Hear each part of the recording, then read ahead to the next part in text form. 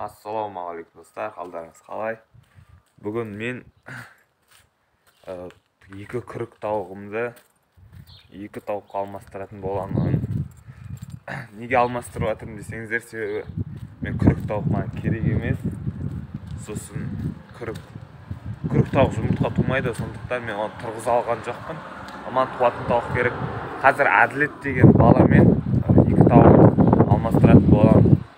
Ал біз ендеше бастайық. Міне мені бала каналын описание қалдырам. Құс шаруашылығы дейді. Мені екі тауығын бір әтесі алмастырып жатырмық. Мен екі күрік тауығыма. В общем, солай кеттік. Қаздарды ұсат жіберейік енді. Қазір қырылып жүреді.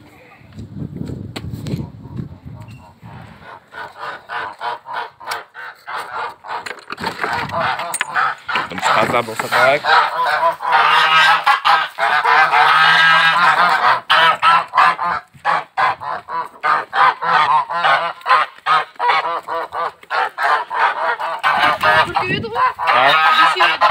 Біреу жұмыртқада жатыр ғой.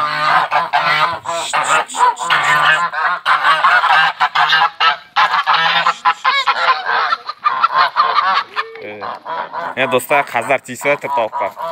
Кете.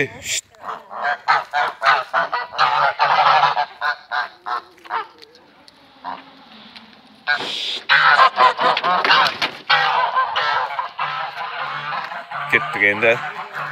Өз тауықтарым ұсататын боламын.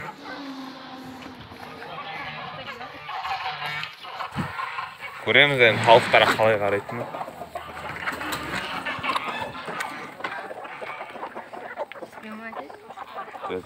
Міне аналармен қалай қырылмай ма екен? Кеттік қарайық.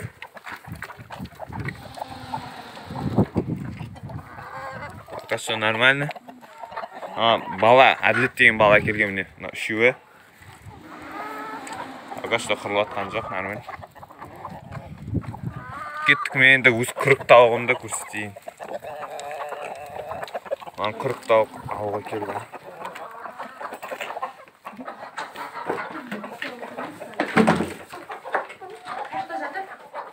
Ал. Міне жақта жату керек.